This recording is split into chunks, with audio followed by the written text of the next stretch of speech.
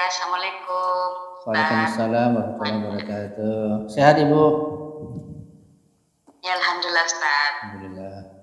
Semoga Ustaz dan Ustazawata juga tambah sehat ya, Ustaz. Alhamdulillah. Lagi hadir di sini. Ya, ikut ngaji di sebelah saya, Bu. Oh, Alhamdulillah.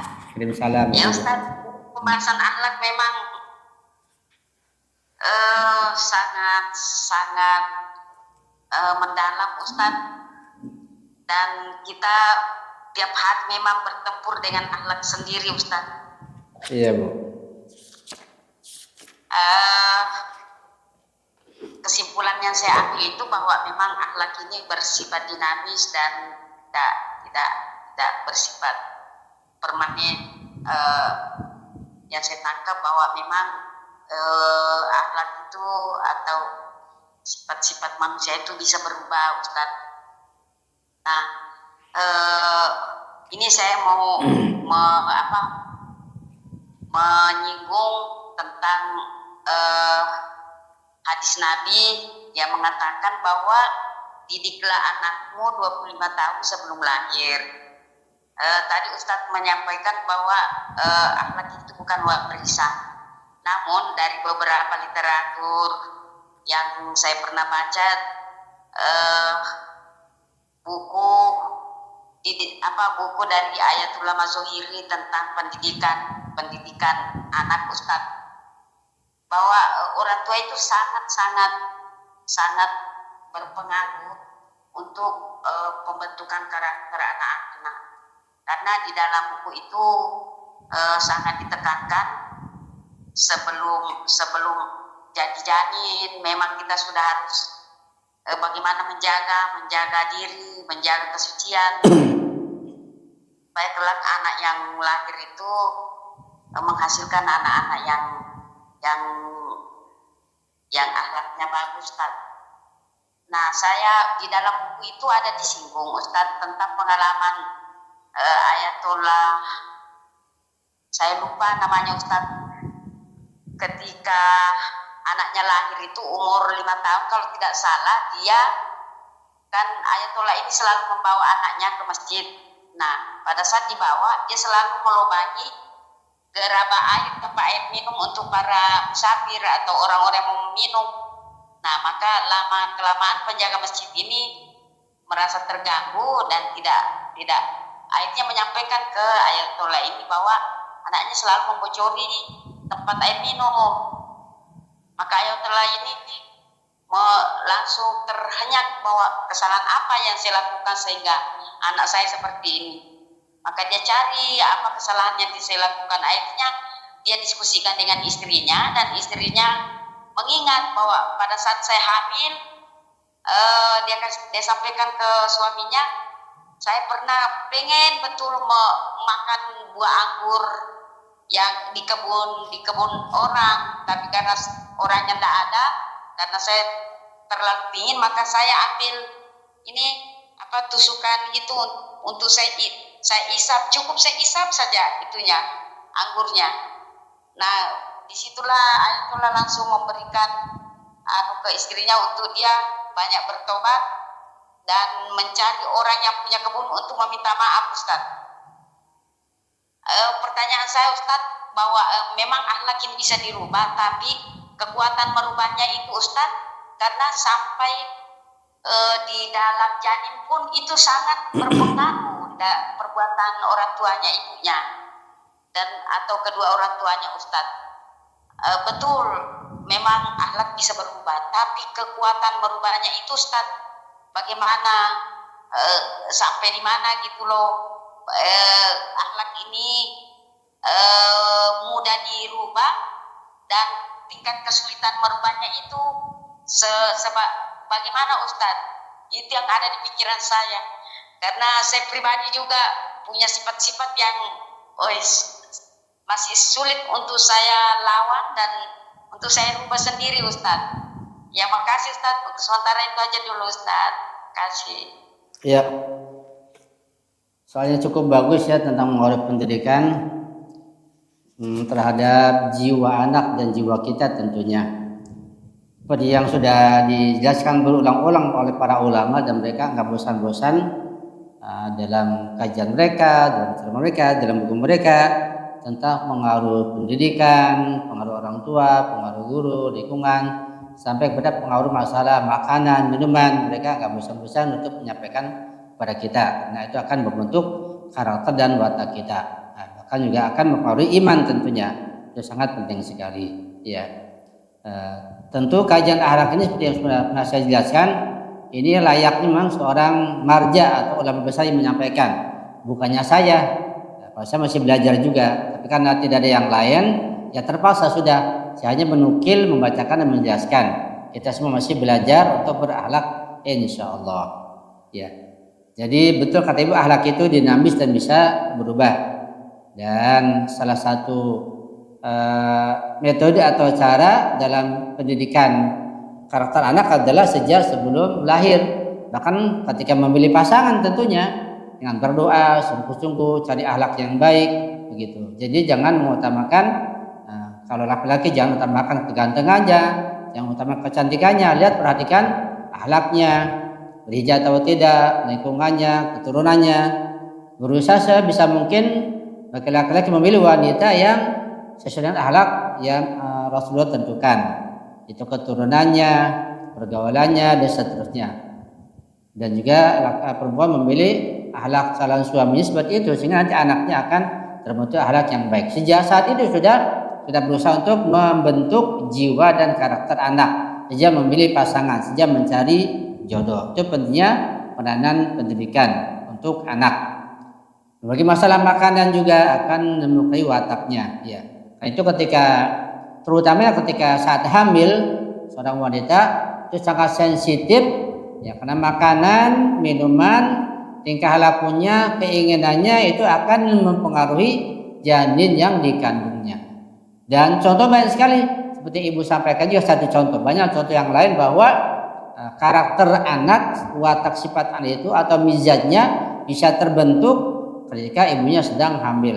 Artinya di sini kata ulama dalam buku mereka juga ada riwayat menjelaskan bahwa seorang ibu yang sedang hamil itu lebih dominan, lebih memiliki peranan daripada ayahnya, daripada suaminya dalam membentuk karakter atau mizaj dan watak seorang anak, seorang janin.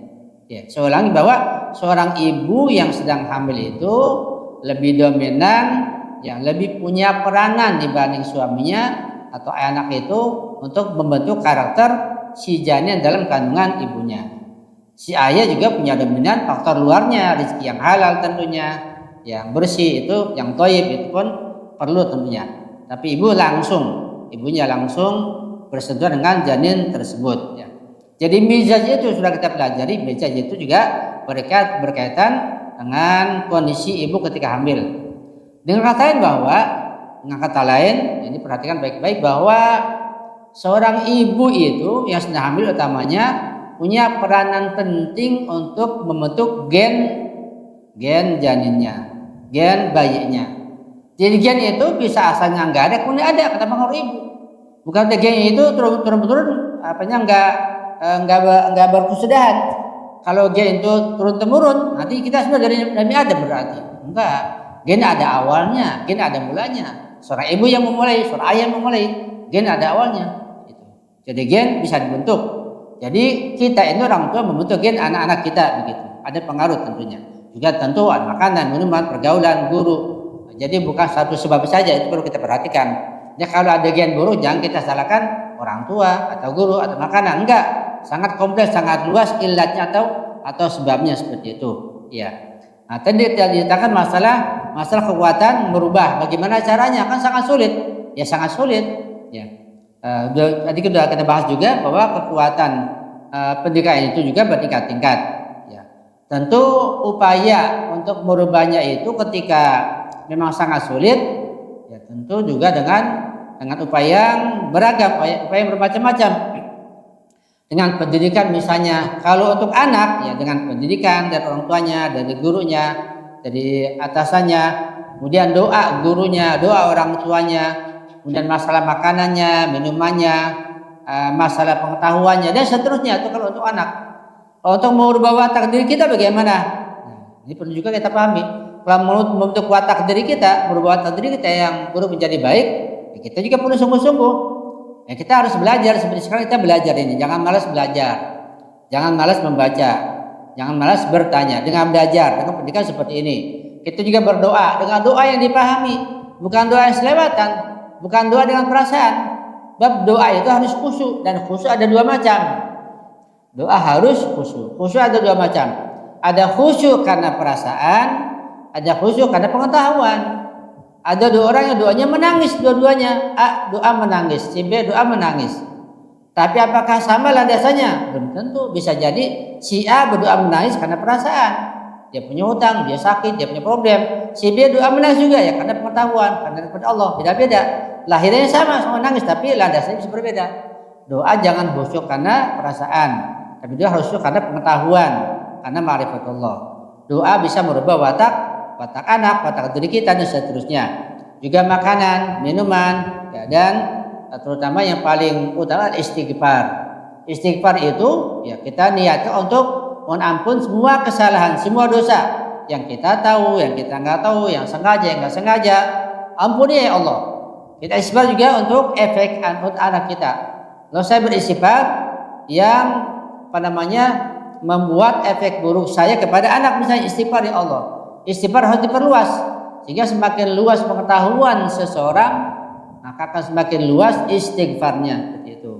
Juga dengan pemahaman pengetahuannya, ma'rifahnya. Semuanya ini dijalankan semuanya sehingga bisa berubah insya Allah. Jadi sesulit apapun kalau usahanya beragam sampai pada tingkatan akhirat dan minta bantuan imam zaman, ya, dengan cara itu pasti akan bisa berubah dengan usaha sungguh-sungguh insya Allah. Tapi kalau nggak ada usaha, ya seorang yang katanya ulama sekalipun, hafal Quran sekalipun, kalau dia nggak berusaha, nggak punya hubungan imam zaman, ya nggak berubah. Ya terpaksa punya jiwa pengecut, nggak berani melawan Zionis, takut mati syahid kalaupun ulama. Tapi orang yang biasa kayak di Iran dengan pendidikannya, makanannya, minumannya berani mati syahid, berani melawan Islam karena pendidikan ulamanya seperti itu. Itu kajian sangat luas. Jadi singkatnya bahwa kita harus berusaha, berupaya dengan berbagai macam ikhtiar dan usaha.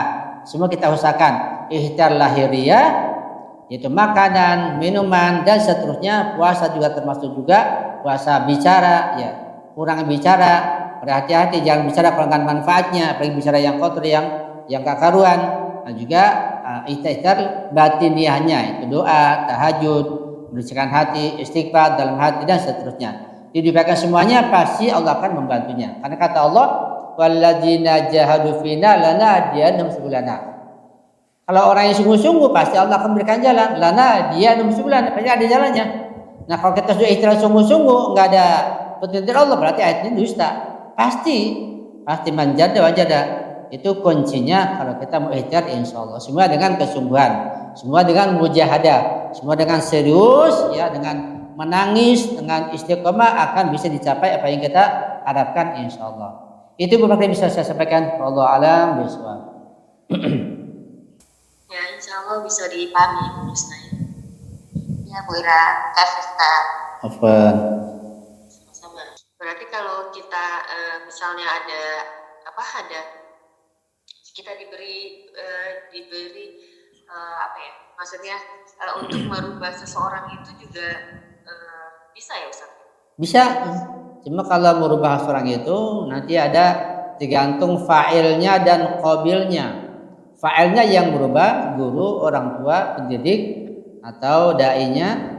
Qabilnya yang dididik, yang diajak, yaitu muridnya atau anaknya. Ketika sinkron sama-sama maka akan ketemu. Ketika pendidiknya atau katakanlah fa'ilnya, gurunya serius, sungguh-sungguh dengan doa, usaha, ikhtiar, dan qabilnya juga, mad'unya juga sungguh-sungguh serius akan ketemu, akan melakukan natijah dan kesimpulan yang baik insya Allah.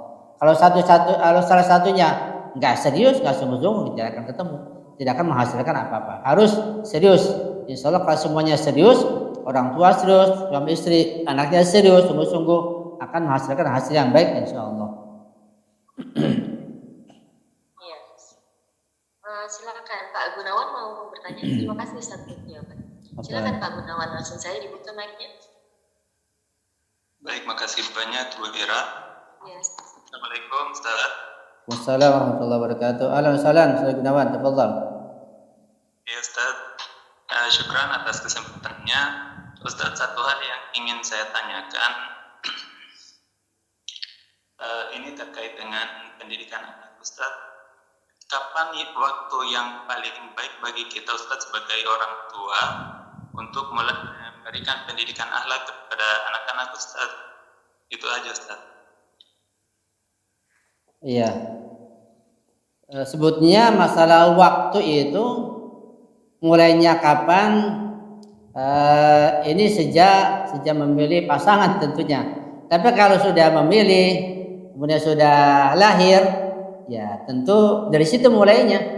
Jadi kata kapan itu tergantung si penanya. Kapan mulainya? Ketika penanya belum menikah, berarti sekarang siap-siap cari pasangan, perbaiki akhlaknya pribadi, cari pasangan yang baik, berdoa, berikhtiar, mohon pada imam zaman, terus berikhtiar. Ketika sudah menikah misalnya, kemudian untuk menyambut anak pertama, ya juga perhatikan akhlak pribadinya, akhlak istrinya, dibina makanannya, minumannya, lingkungannya dan seterusnya. Itu kalau belum lahir. Ketika sudah hamil, itu tambah lagi doanya, tambah lagi makanan untuk anak-anaknya, misalnya pilih misalnya dokternya, pembimbingnya dan seterusnya. Ketika sudah lahir, usia berapa? Dilihat lagi. Jadi kapannya itu tergantung si penanya. Nah, ketika sudah lahir, sudah TK, sejak saat itu langsung diadakan pendidikan dan disesuaikan dengan kondisi si anak tentunya. Karena beda-beda. Ya. Misalnya anak yang laki dengan perempuan tentu berbeda. Kemudian dia dari kebiasaannya juga berbeda-beda. Kemudian pengaruh lingkungan, teman-temannya, pengaruh iklimnya juga berbeda-beda. Ini semua harus disesuaikan. Nanti harus ada tarik ulur dari orang tua melihat kondisi si anaknya. Kan anak itu kan harus kita tahu mizajnya atau temperamen fisiknya. Ini yang sudah kita bahas sangat penting. Jadi tidak mungkin pendidikan dari guru, dari murabi bisa berhasil kalau si guru, si murabi tidak mengerti tentang mizaj anak atau temperamen fisik si anak. Itu sangat penting. Sudah kita bahas pada kajian yang sudah lewat. Jadi mizaj anak itu artinya sifat bawaan anak. Terkadang anak itu sejak kecil udah kelihatan dia penolong, dia sopan, dia peduli, udah kelihatan, kita senang. Tapi sejak kecil terkadang kelihatan dia pelit, dia suka ngambek, dia akhlaknya buruk misalnya, bahkan juga suka dusta misalnya, udah kelihatan. Nah di sini tentu kita harus mengerti sebagai pendidik, sebagai orang tua. Kalau kita sudah tahu mizaj anak, nanti kita akan bisa merubahnya. Makanannya bagaimana, istirahatnya, bicaranya, kapan harus marah, kapan lembut, bagaimana caranya, kemudian doanya, begitu seterusnya. Jadi seperti itu untuk mendidik anak. Jadi sangat kompleks sekali. Bukan hanya 1-2 cara, bukan saja 1-2 ilmu, diperlukan ilmu yang beragam, yang bermacam-macam, doa yang bermacam-macam, dan juga serius insya Allah bisa dicapai dengan bimbingan imam zaman insya Allah. Amin ya rabbal alamin. Itu mungkin yang bisa sampaikan. Wallahu a'lam bishawab. Ya. Baik, syukran Ustaz atas jawabannya. Afwan ya. Ya, sama-sama. Di sini ada di chat room ada pertanyaan dari Ibu Lia, yaitu salam Ustadz, ya juga Ustazah, semoga sehat selalu. Amin. Bertanya, dalam pendidikan anak, misal anak ABG melakukan satu kesalahan, kadang ingin memarahi, tetapi secara psikologi tidak baik, karena saya mau menasehati. Tapi saya bingung, dari mana saya harus berkata? Saya kasih video tentang kebaikan, menurut Ustadz bagaimana cara yang terbaik? Terima kasih, silakan Ustadz. Iya. Upaya untuk perbaikan itu tentu memerlukan pengetahuan dan pengalaman. Perbaikan apapun perlu pengetahuan dan pengalaman. Tidak cukup hanya pengetahuan, pengalaman juga. Atau eksperimen, mana mencoba begitu. Dalam hal apapun, kalau nggak punya pengetahuan, nggak punya pengalaman, jangan coba-coba memperbaiki. Perbaiki apa? Perbaiki apa saja? Perbaiki misalnya komputer, perbaiki HP, perbaiki alat perabot rumah tangga, apapun namanya perbaiki perlu ilmu, pengetahuan dan pengalaman. Apalagi memperbaiki jiwa, sangat berat sekali, perlu pengetahuan dan pengalaman. Nah, ketika kita tidak punya pengetahuan dan pengalaman dalam perbaiki anak kita, anak kecil, anak ABG, siapapun, maka kita cari orang yang punya ilmu dan pengalaman. Siapa? Ya guru, ya pendidik, ya ulama, gitu. Misalnya psikiater, perlu bantuan orang lain. Nah, kalau kita punya ilmu pas-pasan, jangan langsung kita terapkan, nanti malah berbahaya, malah berbalik. Jadi harus paham betul. Jadi apapun namanya perbaikan harus punya ilmu yang pas, yang cukup, yang memadai, dan punya pengalaman. Jangan coba-coba memperbaiki sesuatu kalau ilmunya pas-pasan, malah tambah rusak nanti. Apa saja, mau barang, mau orang, mau apa saja begitu. Harus punya ilmu pengetahuan. Ya. Nah, untuk anak ABG misalnya, kalau orang tua punya ilmu pas-pasan, nanti salah caranya. Seharusnya dilunakin malah dimarahin, ya jadi dia dendam. Sampai ada orang tua kan ada anak membunuh orang tuanya karena salah pendidikan, seperti itu. Ketika dia marahin terus, ditekan terus, sementara nggak ada pengajian di luar, ya yang dia dendam, itu sangat berbahaya. Jadi sekali bahwa kalau kita tidak punya ilmu yang cukup, yang memadai, dan tidak punya pengalaman, harus minta bantuan orang ketiga. Siapa? Guru, pendidik, tokoh, siapalah yang bisa diundang begitu. Nanti orang tuanya mendoakan.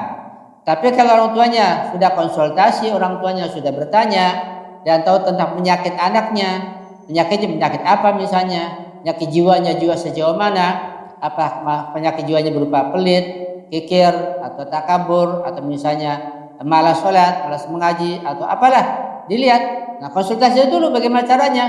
Ketika sudah merasa cukup bekalnya karena konsultasi, maka dilaksanakan. Itu jelas ya, insya Allah. Yang jelas yang utama adalah bahwa sistem pendidikan Nabi Rasulullah Ahlul Bait itu dan para ma'asumin serta para ulama, tidak ada sistem pendidikan dengan cara marah, dengan cara emosi, tidak ada. Itu yang perlu kita camkan baik-baik. Artinya sebagai pendidik, sebagai guru, sebagai orang tua, jangan sekali-kali menggunakan marah, menggunakan emosi. Artinya emosi ini emosi syaitan tentu. Amarah syaitani, bab amarah pun bermacam-macam. Yang jelas amarah kita banyak amarah syaitani, amarah hawa nafsu, ya itu harus berhati-hati sehingga nanti hasilnya bukan malah positif, malah negatif. Timbul anak menjadi dendam, menjadi sakit hati. Misalnya anak yang malas sholat misalnya, gimana caranya? Ya dengan pelan-pelan diajak, diberikan pemahaman apa itu sholat, kenapa harus sholat, apa manfaat sholat gitu. Ketika berat bangun tidur misalnya dielus-elus. Jangan misalnya anak sudah malas sholat, ya dimarahin. Sementara dia nggak paham apa itu sholat, dipaksa juga. Kalaupun dia sholat, ya sholatnya ala katanya karena takut sama orang tua. Nah, jadi sekali perlu adanya pengetahuan yang cukup, yang memadai, dan perlu pengalaman sehingga tidak salah dalam mendidik dan hasilnya tidak kontradiktif dengan apa yang diharapkan. Ya. Jadi perlu adanya konsultan dalam masalah ini sehingga kalau orang tua sudah paham betul, sudah konsultasi, bisa diterapkan. Itu yang bisa saya sampaikan barangkali. Jadi jangan gunakan sistem atau dengan marah, dengan emosi, terus dihindari sama sekali. Dengan lembut, dengan sopan santun, dan dengan alasan yang logis, yang masuk akal. Jika sudah logis, sudah masuk ke akal anak dan dia paham, dengan lembut, ya dengan diladenin misalnya, dibantu, pasti akan menerima. Masa itu langsung. Ya dengan lembut dan dengan perhatian dan dengan pelayanan, insya Allah anak menjadi dulu hatinya dan bisa menurut, insya Allah. Ya, insya Allah bisa dipahami Ibu Nia ya. Ibu Sumarni nanti setelah Ibu Hasanah ya, saya bacakan pertanyaan di chat room terlebih dahulu. Ini ada pertanyaan dari Ibu Nur Hasanah, Ustaz. Apakah betul orang munafik itu taubatnya tidak diterima? Silakan. Iya. Apakah betul orang munafik taubatnya tidak diterima? Ya. Ya, jelas sudah. Jadi ketika dia munafik dan tidak ingin menghilangkan nifaknya, taubatnya tidak akan diterima. Bahkan orang yang berdosa pun, orang dia berdosa atau pemabuk begitu, atau pemakan riba, naudzubillah, pemabuk, riba, pezina, dia bertobat, sementara dia tidak menghilangkan maksiatnya, tetap berzina, tobat lagi berzina, terus begitu. Hanya di hatinya tidak ada keinginan, tidak ada tekad untuk menghilangkan maksiatnya. Nah, sudah asik berzina, asik mabuk, asik berdusta, asik mencuri, asik korupsi, ya tobatnya nggak ada artinya. Begitu orang yang munafik, di saat dia nifak, dia tetap munafik, dia bertobat, yang ada artinya, itu sudah sangat jelas. Nah, kapan diterima? Nah, ketika dia sudah menghilangkan, melepaskan baju nifaknya, dia betul-betul bertobat dan merubah dirinya, pasti akan terima. Bahkan seorang musyrik sekalipun lebih dahsyat daripada munafik, daripada nifak. Musyrik sekalipun kalau dia melepaskan kemusyrikannya, dia tinggalkan, dia lepaskan, dia tobat sesungguhnya, ya Allah terima. Begitu. Jadi kalau nifaknya betul-betul dalam keadaan nifak dia tidak meninggalkan, maka tobatnya tidak akan ada artinya. Begitupun yang lain, perbuatan maksiat apapun tidak akan diterima kalau tidak meninggalkan maksiat, tobatnya tidak akan ada maknanya. Jadi tobat bisa diterima kalau dengan melepaskan kejahatannya, meninggalkan keburukannya, menjauhkan maksiatnya, membersihkan jiwanya, bertobat, itu akan diterima oleh Allah Subhanahu wa taala. Jelas Bu ya, insyaallah. Nah, maaf saya dipanggil Ibu sana ya. Silakan Ibu Sumarni, langsung saja dibuka mic-nya. Terima kasih atas kesempatan yang diberikan Ibu Ira. Assalamualaikum warahmatullahi wabarakatuh. Waalaikumsalam warahmatullahi wabarakatuh. Afwan ini Ustaz, saya ingin bertanya berkenaan dengan akhlak.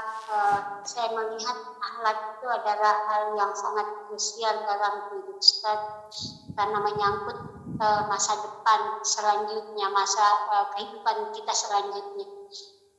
Pertanyaan saya Ustaz yang pertama, apakah ada hubungan pembentukan akhlak itu dengan gender Ustaz? Maksudnya mana lebih mudah membentuk akhlak anak laki atau perempuan? Itu apakah ada hubungannya situ Ustaz, masalah gender? Pertanyaan yang kedua Ustaz, misalnya kita diperhadapkan dengan anak yang sudah usia balik, entah itu usia 15 tahun ke atas atau sampai 40-an tahun Ustaz, ketika yang bersangkutan punya permasalahan yang kompleks baik dari segi akidah, akhlak dan fikih, maka pertanyaan saya ini Ustaz, pendidikan dan pengajaran yang mana yang perlu didahulukan Ustaz terhadap yang bersangkutan? Apakah berkenan dengan akidahnya dulu, fikihnya dulu, atau akhlaknya? Anggaplah ini dalam mimpi Ahlul Bait Ustaz. Misalnya karena hari ini saya melihat Ustaz masih ada saja anak yang punya permasalahan yang begitu Ustaz. Orang tuanya Ahlul Bait, tapi anak masih tanda tanya Ustaz. Jadi pertanyaannya yang mana perlu didahulukan dalam pembinaan dan pengajaran? Makasih Ustaz. Assalamualaikum warahmatullahi wabarakatuh. Waalaikumsalam warahmatullahi wabarakatuh.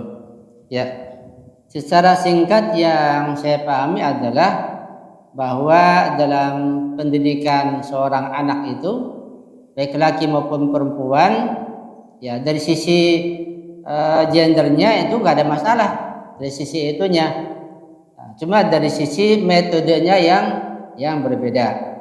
Artinya sulit dan tidaknya bukan karena gendernya, bukan berarti karena dia laki-laki maka lebih sulit daripada perempuan, atau karena perempuan maka lebih sulit daripada laki-laki, enggak.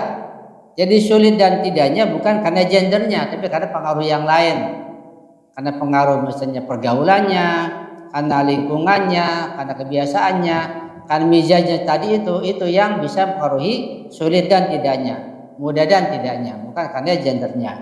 Ada masalah gendernya itu hanya masalah metode. Kalau laki-laki begini, maka perempuan begini. Memang watak laki dan perempuan berbeda, sehingga karena perbedaan tabiat laki dan perempuan, sehingga tentu metodenya menjadi berbeda. Artinya perempuan lebih lembut, ya lebih disesuaikan dengan kewanitaannya. Laki-laki tentu lebih sedikit keras, lebih tegas gitu.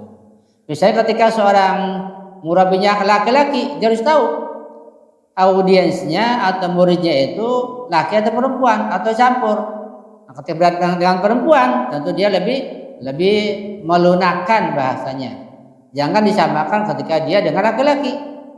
Ketika laki-laki harus lebih tegas, begitu.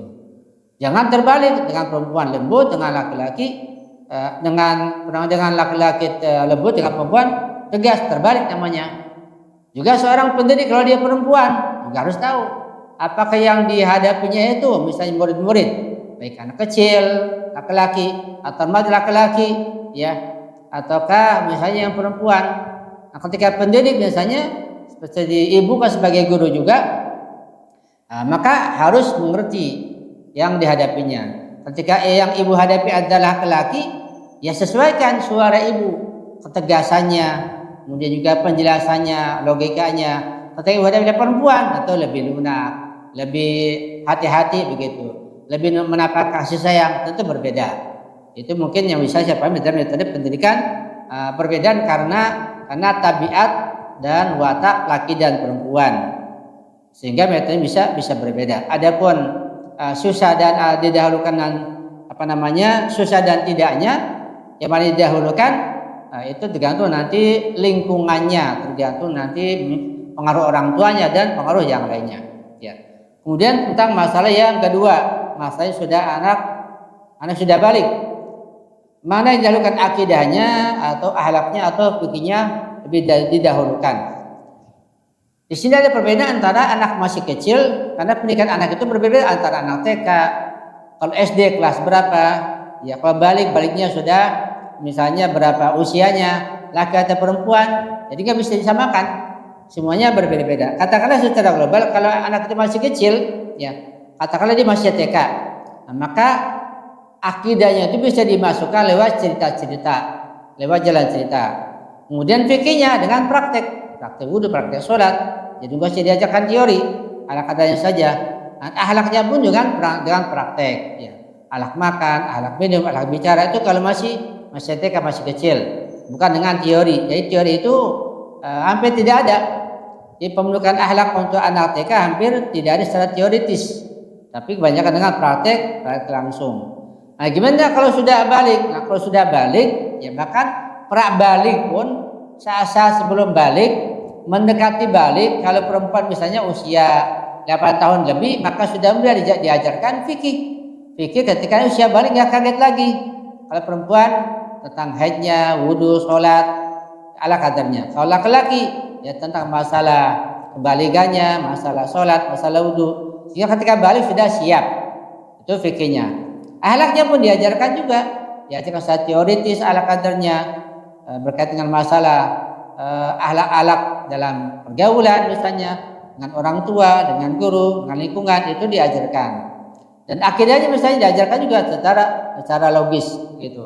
Kalau nggak mampu ya dengan bantuan guru, dengan memanggilkan guru misalnya, dengan atas seperti itu maka akan terdidik anak itu baik di rumahnya maupun di sekolahnya, insya Allah. Jadi tentu tidak sama setiap anak itu dalam memberikan pengajaran. Nah, jadi masalah yang mau didahulukan ya sulit, semuanya berbarengan, karena Islam itu meliputi 3 unsur, akidah, fikih dan akhlak. Jadi harus berbarengan dalam masalah pendidikan.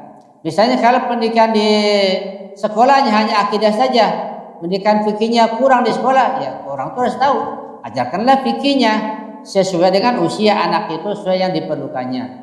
Ketika misalnya di sekolahnya akhlaknya kurang, ya hanya mengajar akidah saja, maka ibu mengajarkan akhlak begitu.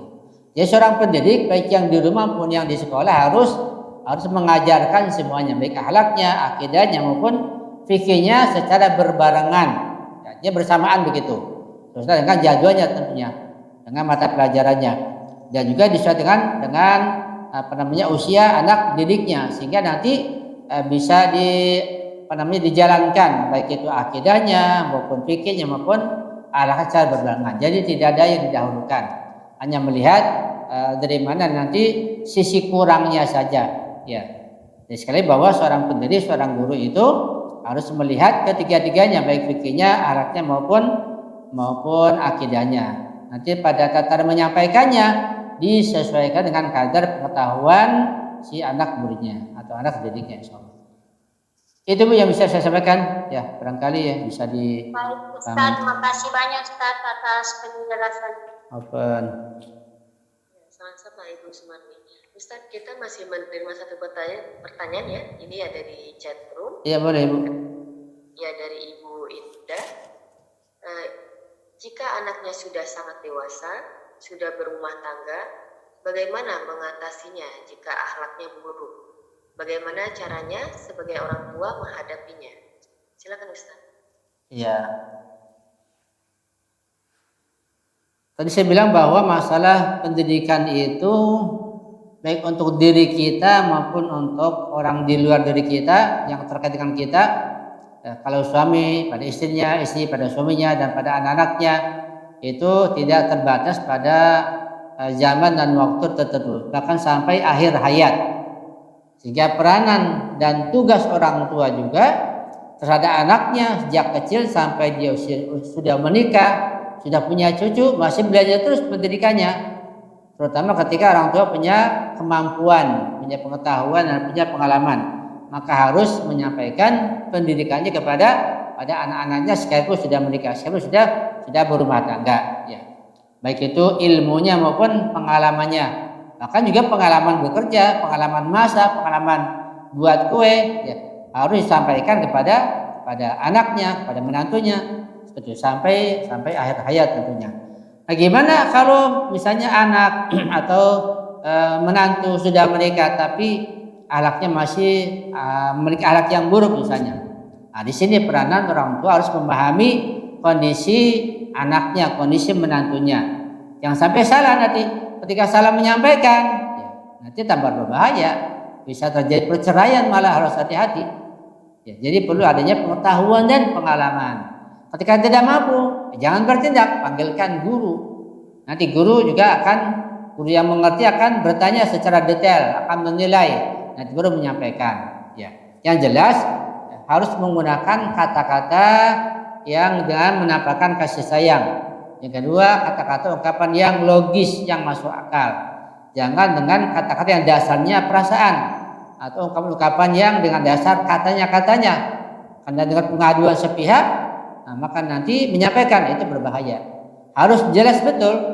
Ya, ini tidak mudah tentunya, sangat tidak mudah dan sangat berat. Ya, apalagi kalau misalnya anak sudah menikah kemudian masih tinggal serumah dengan orang tua, ini sangat sulit, sangat berat sekali. Apalagi kalau menantu itu perempuan, ya biasanya menantu perempuan sangat sensitif dengan mertuanya yang perempuan, sangat sensitif sekali, nggak bisa kumpul. Karena itu dalam akhlak yang baik, pendidikan yang baik, ya diperhatikan pendidikan yang baik. Ketika anak sudah menikah, langsung pisah, langsung cari kontrakan. Kalau nggak bisa atau nggak punya rumah, ya kontrak dulu langsung. Itu kebiasaan di Iran seperti itu. Ketika sudah menikah, nggak nyamperin orang tuanya, langsung pisah. Jadi cari kontrakan sendiri, itu pendidikan yang sangat bagus. Jadi anak itu langsung mandiri. Yang perempuan langsung bisa masak, yang laki-laki langsung punya tanggung jawab. Nah, kalau masih menumpang semua orang tua, nanti nggak enak masalah makannya, minumnya, tinggalnya, dan nanti melihat tingkah lakunya, ucapannya, sangat repot sekali. Di sebagian kita di Indonesia, ya ada kebiasaan ketika sudah menikah masih nyampur dengan orang tua. Itu sangat sulit sekali, sangat sulit sekali. Dan nanti sikap menantu pada mertuanya, ya mungkin nggak nampak di lahirianya, tapi di hatinya ada banyak yang dia simpan. Jadi serba salah jadinya. Itu perlunya pisah kalau sudah menikah langsung. Nah, jadi kalau misalnya ibu tidak punya pengalaman dan pendidikan atau punya pengetahuan, maka minta bantu orang yang ketiga. Karena menyampaikan teguran atau nasihat kalau salah bisa berbahaya. Dan untuk masa ini perlu kita bicara. Jadi nggak bisa sejam di sini. Jadi kita perlu musyawarah, kita perlu konsultasi bersama. Nanti bisa saya sampaikan begitu. Jadi perlu adanya bimbingan secara langsung. Kalau enggak sulit. Jadi masalahnya apa? Kesalahannya apa? Akhlak buruknya di apa? Misalnya pendidikannya itu apa? Pergaulannya, pekerjaannya. Sehingga nanti obatnya apa begitu. Jadi nggak bisa saya jawab secara simpel di sini. Sangat sulit sekali. Perlu adanya obrolan yang lebih panjang lagi sehingga barangkali saya bisa memberikan solusi yang lebih jelas buat ibu insyaallah. Itu Bu barangkali. Allah alam bisawab. Ya, insya Allah bisa dipahami ya. Ustadz, ini ada pertanyaan dari Ibu Titin, tapi sepertinya Ibu Titin menanya apakah ada amalan doa untuk anak agar anak tersebut mempunyai akhlak yang baik. Sebenarnya kita pernah share ya Ustadz ya untuk sholat dan doa ya untuk anak ya. Nanti Ibu share aja lagi ya doa anak untuk orang tua atau untuk anak gitu yang pernah Ibu terima. Disampaikan lagi nggak apa-apa. Ya. Nanti insya Allah saya JP ya Ibu Titin ya. Ini kita pernah share di grup Vicky Wanita juga saya pernah share untuk amalan ini. Iya. Salah satu doa yang mudah itu tentu doa banyak ya. Salah satu yang mudah yang biasa saya amalkan istighfar. Ketika istighfar kita jangan sendirian. Kita istighfar juga untuk mohon ampunan pada Allah untuk dosa ayah kita. Istighfar untuk dosa, pengampunan untuk ibu kita. Istighfar lagi untuk misalnya paman, kakak. Istighfar untuk anak. Istighfar untuk anak yang kedua. Istighfar anak perempuan. Begitu kita istighfarkan. Sebagaimana Nabi Yakub mengistighfarkan anak-anaknya yang berbuat salah kepada Nabi Yusuf. Ya, maka itu permintaan anaknya. Kata Yusuf nanti malam. Nah, jadi gak langsung diminta istighfar. Nanti malam anak istighfar kepada antum sekalian. Gitu. Maka Nabi Yakub mengistighfarkan pada Allah untuk kesalahan anak-anaknya. Dan kita pun beristighfar pada Allah untuk kesalahan anak kita. Supaya anaknya menjadi baik insya Allah. Itu salah satu yang barangkali sering saya atau selalu saya sampaikan, selalu saya ucapkan istighfar untuk anak-anak yang insya Allah bisa membantu perjalanan hidupnya insya Allah. Itu Bu untuk tambahan barangkali. Ya Ustaz, Masya Allah. Terima kasih banyak untuk tambahan ilmunya. Saya rasa cukup ya Ustaz ya. Cukup Bu ya insya Allah. Dan Ustaz juga harus istirahat karena tadi banyak kegiatan Ustaz ya. Iya. Silakan tutup dengan kesimpulan dan sedikit doa. Silakan Ustaz. Iya. Doa kita dan harapan kita mudah-mudahan kita semua ini termasuk saya pribadi juga keluarga saya terus meningkatkan akhlak yang baik dan kita meniru akhlaknya ulama.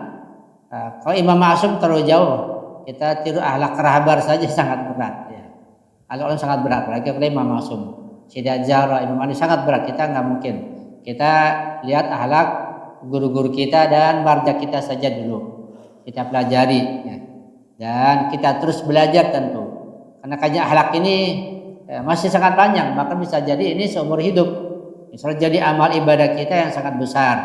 Nah, karena selama kita ini masih belajar, maka Allah masih memaafkan kesalahan kita. Kita tingkatkan akhlak kita, akhlak kepada Allah dalam berdoa, dalam berakidah, akhlak kepada guru, akhlak kepada orang tua, kepada anak, pada teman, pada lingkungan. Akhlak sangat banyak sekali. Kemudian kita kaji terus dan kita terus meningkatkan akhlak kita.